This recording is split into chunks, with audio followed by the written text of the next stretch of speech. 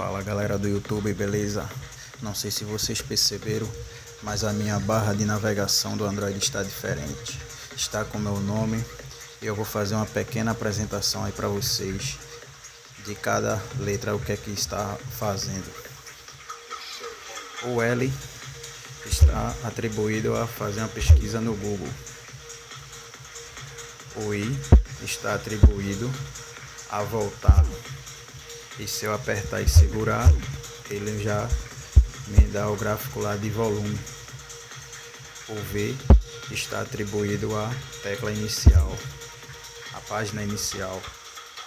O segundo I está atribuído a janelas abertas. E o O está atribuído à tecla menu. E se apertar e segurar, bloqueio de tela. Espero que tenham gostado. Quem puder, dá uma curtida lá. Valeu, até a próxima.